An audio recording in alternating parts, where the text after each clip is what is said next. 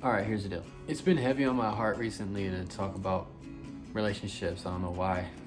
Just could just be the state of where I'm at right now. I just recently considered jumping back into that whole phase of my life, I guess. I don't know. That's something I've just haven't been involved in for so long that I guess I feel like it's been long enough. If you follow me on TikTok, you know, like there's certain criteria, I guess you could say, that I kind of look forward. I want a girl to sip strawberry wine and listen to Willie Nelson on vinyl with. I want a girl that's the living embodiment of that one Hank Williams song, Outlaw Women. I want a girl that loves America. I want a girl that loves the sight of the American flag as much as I do. I want a girl to go shooting guns and riding four-wheelers with. I want a girl that ain't afraid of the fact that I'm a loudmouth. Just seeing how everyone in my life essentially is either getting married or getting engaged at the very least. I mean, my brother and a friend I went to high school with, they're just about to get married and they've been engaged for what feels like forever now. But yeah, I don't know. It's just been on my heart recently. And I see how a lot of people my age, females especially, around the 21, 22 sort of age range, they have this sort of obsession with relationships and how they feel like they're basically bound to be alone forever. And personally, I find it to be kind of disappointing because it could just be that I just left that part of me behind. I left that in high school. Like, that's way back there. And I guess I should explain why that's kind of where I'm at with it. So when I graduated high school, I had already gotten out of the longest relationship I'd ever been in.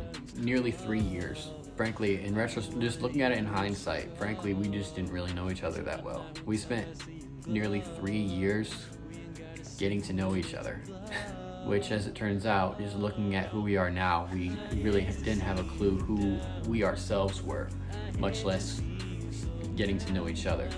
And they say you are what you attract, and I think that's very, very true in a very dark context of public school and just growing up as a teenager, especially in the Midwest.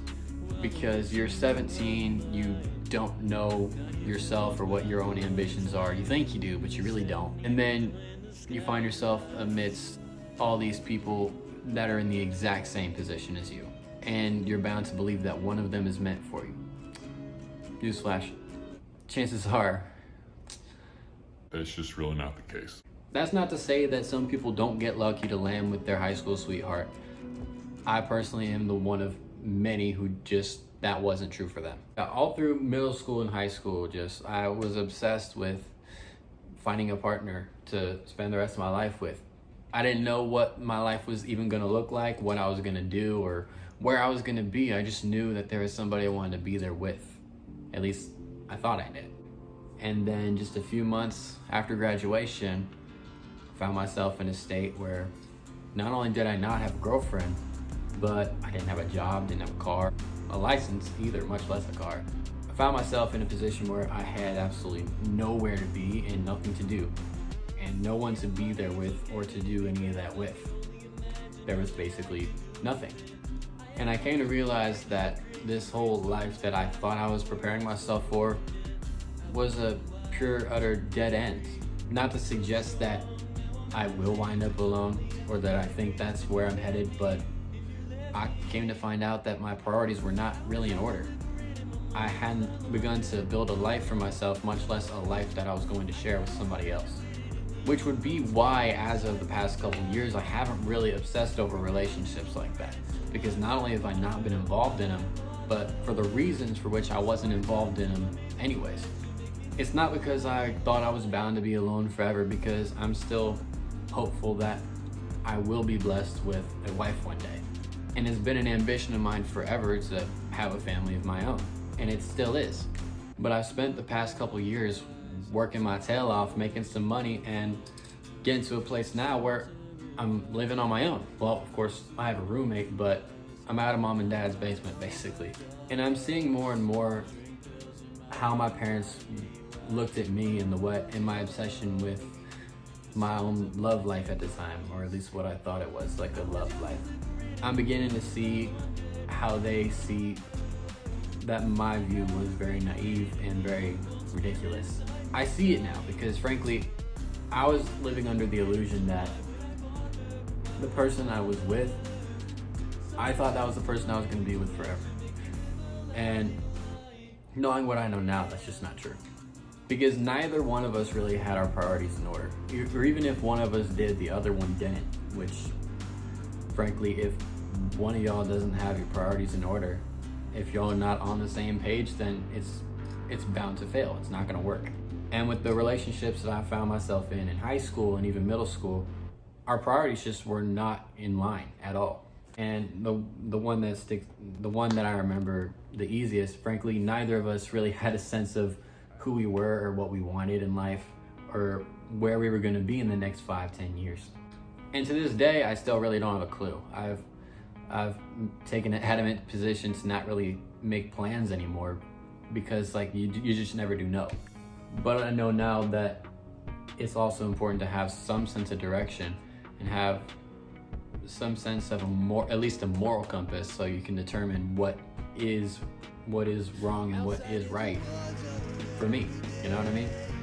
So that at least if I don't understand exactly what my job title or job description would be, or what financial decision I know I'd be in, I would at least know that I'm doing something that's right for me and right for my community. You know? And I've come to find that that's more important than anything. Of course, that's not the only important aspect to it, but that should be towards the top of the list of priorities when it comes to sorting that sort of thing out. Which is why when I've come online and talked about the things I've talked about, it's mostly been in like just self-responsibility, self-ownership, which is why I'm a libertarian. Typically when I use my social media and these platforms that I find myself on to speak on anything, it's typically to encourage people to take ownership of their own lives and take responsibility for their own actions and accept the consequences and the repercussions of the things that they do. Because frankly, I mean, just my life experiences have brought me to that place where I didn't have a choice. Because frankly, I came to a place where there was nothing for me. And so there was nothing left for anyone to do except for me to go out and get a job. That's really all there was to it. It had taken me so long to just accept my circumstances and accept the reality that the things I had been chasing were essentially meaningless because I jumped the gun and I pursued those things as opposed to this one thing that I should have been chasing all along. I had forgotten to stabilize, much less to sustain myself individually, before I decided to put myself on the market, so to speak, for somebody else. And with that, being that I'm a capitalist, I'll put it this way. If you're gonna put a product on the market, you have to know what it is, frankly. You have to know what the contents of it are, how it was created, what makes it what it is, and why it's so important, and why it's so special, and why anybody should take any sort of interest in it. The same applies in dating. The same applies in relationships. You're gonna put yourself out there, you have to know yourself. You have to know your own worth. Because if you don't, no one else will. People always say that, but it's typically on the backs of just this whole empowerment and this entitlement BS that I really don't buy into. You're not worth as much as you say you are. You're worth as much as you show people that you are. Which is why when I see people, young couples in like high school and even middle school, I kind of just roll my eyes in a sense, but in the back of my mind, I understand it. It's just the phase of life that they're in. And one way or another, they're gonna come to realize that that can't last forever. It makes me smile inside a little bit too, because frankly, it's nostalgic for me. It really is, because like, it brings back memories of being in high school, getting in trouble, doing things I shouldn't be doing, jamming with my girlfriend to Day to Remember, an all-time low. Like doing everything like I had a clue what any of it meant. Like I said in my song Cider Mill, I wasn't lost, I wasn't found, I was just somewhere in between, just trying to find myself. And I'll be honest, you want to find yourself, school's not the place to find it. They're not going to teach you about you. They're going to teach you about everything else. I learned things that school can never teach me, from my family, from my disciplers, from life experiences. And you're not going to find that in school because those things are basically forbidden. These indoctrination camps don't care about any of that, which is why they let you reside in this false hope that your high school sweetheart is going to be your forever person. So my philosophy on relationships will be this, and I'll try to close off with this because this video is getting kind of long. You are what you attract. So if you don't know who you are, you're gonna attract people that don't know who they are either. If you know yourself and you know your worth, then you're gonna attract people that are the exact same way. If you are firm in what you believe and you stick by it 100%, regardless of what it is, you're going to attract people who are that exact same way, who stick to their guns no matter what, who stick to their values regardless of how many people say that they're absolutely crazy. And God willing, there's a female version of me out there who's hopefully not as hot-headed and not as me. There's somebody out there that is just like me, who is firm in what she believes in, who has a strong faith, strong mindset, who's wild, rebellious, doesn't want to listen to nobody, doesn't let anybody tell her what's what, because she knows what's what. Surely there's an outlaw woman out there for me somewhere. But until then, I'm just gonna try to be whoever it is I'm supposed to be.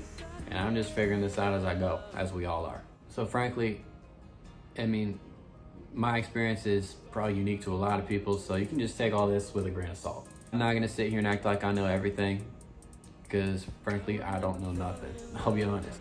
I'm just a guy that graduated high school and had to learn the truth about life the hard way. And my hope for everybody watching this is that is if you're 16, 17, 18 years old, you don't have to learn the same way I did. Get started now. Please get started now. I oblige you to do that. It's not fun having to learn this stuff so late in the game, and I do think that 18, 19, 20 years old is too late to be learning the stuff that I'm still learning. I mean, we're all a work in progress. We're all constantly under construction. It's just a long process of growth that doesn't stop until we're dead. I get that. But if you can give yourself a head start, then do it. If there are things that you don't have to learn the hard way, then don't. Like, please, just don't. So yeah, I don't obsess over relationships like I used to. But I will still be on the lookout for a girl who loves country music, loves Jesus, and is at least mildly libertarian. Is that too much to ask for? Alright, that's all I got. I'm done. See y'all later. Gravity's doing what it does. Can't wait, so it can't do it to me anymore. I have to be beneath or above.